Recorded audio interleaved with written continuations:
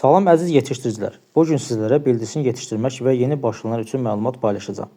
Bildirçin yetişdirmək az xərc, az yer, həm də tez gəlir əldə edilən quşçuluq növüdür.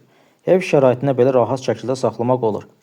Hansı növ bildirçin saxlamaq lazımdır? Yumurta üçün Yapon bildirçini ildə 260-300 yumurta, ətli cinslər Texas White 6-7 həftəyə 350-450 qram çəki, universal cinslər Manchurian Golden həm ət, həm yumurta üçün idealdır. Bildirçin saxlamaq üçün yer necə olmalıdır?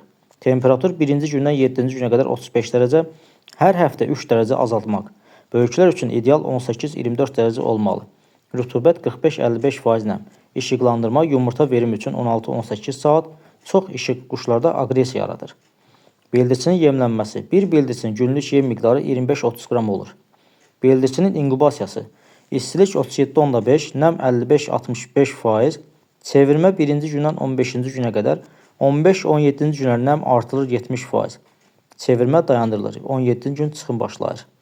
Xəstəliklər və qarşısının alınması. Ən çox rast gəlinən vitamin çaşılmazlığı, qanad sallanması, nəfəs yolları xəstəliyi, parazitlər.